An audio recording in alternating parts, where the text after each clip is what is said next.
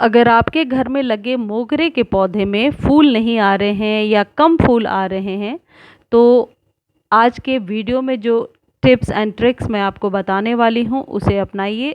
निश्चित तौर पर आपके पौधे में बहुत ही अच्छी फ्लावरिंग होने लगेगी। मोगरे की खुशबू बहुत ही अच्छी होती है और कई लोगों की क्वेरी थी कि उनके मोगरे के पौधे में फ्लावर में खुशबू बिल्कुल भी नहीं आ रही है। कई बार मैंने देखा है कि जब फ्लावर पुराने हो जाते हैं, 1 या 2 दिन पुराने हो जाते हैं, तो उनमें खुशबू नहीं आती है। वैसे सिचुएशन में जब फूल खिल जाएं, जैसे मेरे पौधे में आपको 1-2 फूल दिख रहे हैं ऐसे मुरझाए हुए से, उनको 2 इंच नीचे से कट कर दीजिए स्टेम के पास से, फिर नए स्टेम पर फ्लावरिंग होने लगती है। मोगरा का पौधा कभी भी पुराने स्टेम पर फ्लावरिंग नहीं करता है। मोगरे के पौधे को ग्रो करने के लिए या अच्छी खुशबू के लिए या फिर आप कह सकते हैं गुच्छों में फ्लावरिंग करने के लिए बहुत ज़्यादा मात्रा में कैल्शियम की ज़रूरत होती है। आज के वीडियो में 3 मैं फर्टिलाइज़र आपको बताने वाली हूँ। तीनों में से कोई भी आप यूज़ कर सकते हैं अपने सुविधा अनुसार। मोगरे के पौधे को कभी भी बड़े कंटेनर में लगाना चाहिए। 8 इंच से बड़ा कंटेनर लीजिए, जैसे मैंने 8 से 10 इंच के बीच के कंटेनर में लगाया है। ज़मीन में भी मोगरे के पौधे को आप लगा सकते हैं, यही सेम फर्टिलाइज़र आपको यूज़ करना है। कई लोग बोलते हैं प्लास्टिक के कंटेनर में अच्छा ग्रो नहीं करता, ऐसी बात नहीं है। मोगरे का पौधा प्लास्टिक में लगा हो या सीमेंट के पॉट में लगा हो या फिर मिट्टी में लगा हो, बहुत ही अच्छे से ग्रो करता है। एक चीज़ और है, यदि आपके मोगरे के पौधे में कलियां बनने लगी हैं तो कलियां बनने के बाद आप उसे धूप से हटा दें, थोड़े से शेडी प्लेस में रख दें। ऐसी सिचुएशन में मैंने देखा है कि फूलों का साइज़ भी बड़ा आता है और फूल 1-2 दिन तक सरवाइव कर पाते हैं। फूल जल्दी मुरझाते नहीं हैं, जल्दी गिरते नहीं हैं। तो वैसे तो मोगरा फुल सन का पौधा है, लेकिन जब भी कलियां बन जाएं और फ्लावरिंग होने लगे तो धूप में इसे ना रखें। देखिए, ये है उपला। उपले में ये जो गोबर का कंडा या उपला होता है, ये बहुत ही ज़्यादा मात्रा में न्यूट्रिशन होता है। इसमें पर्याप्त नाइट्रोजन, कैल्शियम, पोटेशियम, मैग्नीशियम होता है, जो आपके पौधे के लिए बहुत ही ज़रूरी होता है। ये आप कहीं से भी ले सकते हैं, नर्सरी से ले सकते हैं, आपके यहाँ दूध वाले भैया आते होंगे उनसे भी ले सकते हैं। इसको करना क्या है, यदि आप 1 कंटेनर में डालने वाले हैं तो इसे आप आधे उपले को रात भर पानी में भिगो दीजिए और अगले दिन उसके पानी को डायरेक्टली यूज़ कर लीजिए। हर एक 15 दिनों पर एक बार कीजिए और जब आप पानी को यूज़ कर लेते हैं उपले को निकाल करके वापस रख दीजिए। फिर 15 दिनों बाद आप पानी में डाल लीजिए और फिर से यूज़ कर लीजिए। पानी की जो क्वांटिटी है उसको आप बढ़ा सकते हैं अपने गमले के अकॉर्डिंग। यदि ज़मीन में डालना है तो जिस तरीके से ज़मीन में आप फर्टिलाइज़ करते होंगे गोलाई बना करके या जैसे ही, इस पानी को यूज़ कर लीजिए। इसका रिज़ल्ट बहुत ही अच्छा आपको 3 से 4 दिनों में देखने के लिए मिलेगा। इसे आप सुबह शाम कभी भी इस्तेमाल कर सकते हैं। मोगरे पर डेली वाटरिंग करने की ज़रूरत होती है। यदि आप मोगरे के पौधे को 1 या 2 दिन पानी नहीं देंगे तो बहुत जल्दी मुरझाने लगता है। कैल्शियम के और भी बहुत सारे स्रोत हैं जो आप मोगरा में यूज़ कर सकते हैं। जैसे आप चूना इस्तेमाल कर सकते हैं। आधा चम्मच चूना को आप पानी में भिगो दीजिए और हर एक महीने आप इसे अपने मोगरे के पौधे में डालिए। एक तरीका और भी है, यदि आप नर्सरी जाते रहते हैं तो नर्सरी पर आप स्टोन डस्ट पता कर सकते हैं।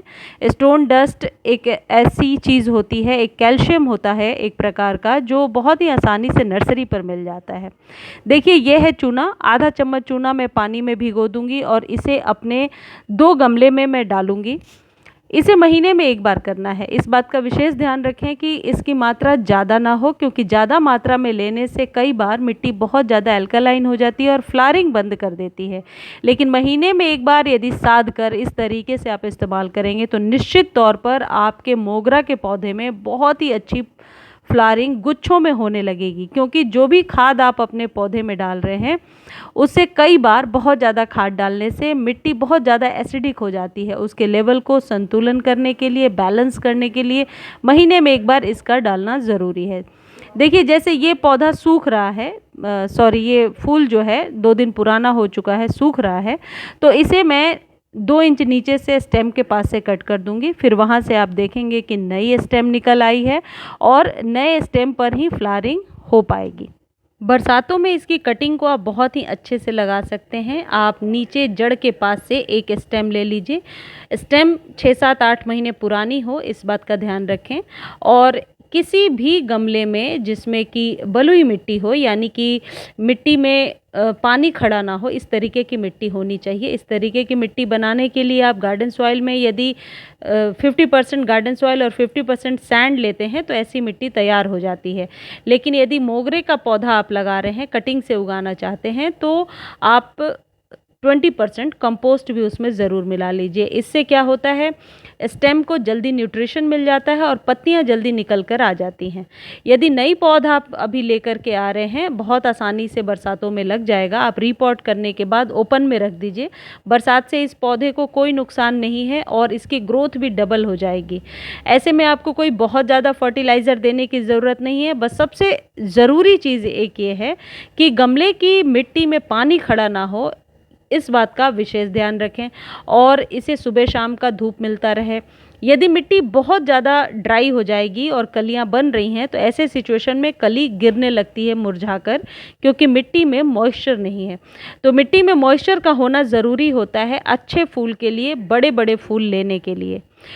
एक चीज़ और इम्पॉर्टेंट है कि मोगरा में क्या किसी प्रकार के कीड़े का अटैक होता है। बहुत कम देखा है मैंने कि मोगरे के पौधे में कोई मिलीबग या टर्माइट्स ऐसे किसी भी कीड़े का अटैक हो। लेकिन फिर भी प्रिकॉशनरी तौर पर यदि साफ फंजीसाइड आपके पास है तो उस फंजीसाइड को 1 चम्मच पानी में डालकर महीने में 1 बार आप स्प्रे कर सकते हैं या मिट्टी में गमले में डायरेक्टली डाल सकते हैं। इससे आपका पौधा सेफ भी रहेगा और पौधे को कोई नुकसान भी नहीं होगा। मोगरे का ऐसा पौधा होता है जिसे ज़्यादा न्यूट्रिशन की ज़रूरत पड़ती है, यानी कि सिस्टमेटिक वे में इसे फर्टिलाइज़ करना पड़ता है। बिना अच्छे फर्टिलाइज़र के ये पौधा कभी भी अच्छी फ्लावरिंग नहीं करता है। तो जो भी आप फर्टिलाइज़र दे रहे हैं उसे 10-15 दिनों पर एक नियम बना लीजिए और उस नियम से इस फर्टिलाइज़र को आप ज़रूर दीजिए। और प्रूनिंग मोगरा को बहुत ही पसंद है। यदि मोगरा के पौधे को आप कोई शेप देना चाहते हैं, कट करके छोटा करना चाहते हैं, या फिर कई सिचुएशन में मैंने देखा है, आप लोगों के कमेंट सेक्शन के आधार पर बता रही हूँ कि पौधा बहुत ही पुराना हो गया है और उसमें जो फ्लावरिंग हो रही है उसमें खुशबू अब नहीं आ रही है। तो अभी बरसात में आप क्या कीजिए, अपने पौधे को एक शेप दे दीजिए और इसे कट कर दीजिए। कोई इससे स्टेम में जो है ब्लैक नहीं होगा स्टेम, या स्टेम खराब नहीं होगा। बस कट करने के बाद आप इसे बारिश में रख दीजिए, पौधे को कोई नुकसान नहीं होगा और पौधा नए रूप से तैयार भी हो जाएगा और पौधे में जो फ्लावरिंग हो रही है उसकी खुशबू भी बरकरार रहेगी। अब एक इम्पॉर्टेंट बात यह है कि मोगरे के पौधे को लक्ष्मी जी को चढ़ा सकते हैं, सभी देवी देवता को चढ़ा सकते हैं। इसलिए कोशिश कीजिए कि मोगरे में बोन मील वगैरह कैल्शियम का कोई स्रोत यदि आपको कोई बताता भी है तो वो ना इस्तेमाल करें, वरना इसके फूलों को भगवान पर चढ़ाने के लिए हमें थोड़ा जो है हिचक रहती है। तो कोशिश करें कि ये जो घरेलू उपचार मैं आपको बता रही हूँ यही सारी चीज़ें आप इस्तेमाल करें। कई जगह रिसर्च में ऐसा पाया गया है कि मोगरे का पौधा घर में लगाने से मनुष्य तनाव मुक्त होते हैं, क्योंकि इसकी जो भीनी भीनी खुशबू है ये आपके मानसिक तनाव को कम करता है। कई बार ऐसा होता है बहुत ज़्यादा मानसिक थकावट हो रही है या फिर बहुत मन बेचैन होता है, ऐसे सिचुएशन में आप मोगरे के पौधे के पास थोड़ा समय ज़रूर बिताएं। ये रिसर्च के द्वारा जो मैंने गूगल वगैरह पे पढ़ा है वो मैं आपको बता रही हूँ। देखिए ये है स्टोन डस्ट। स्टोन डस्ट बहुत ही सस्ता सा फर्टिलाइज़र है लेकिन कैल्शियम का बहुत ही अच्छा स्रोत होता है।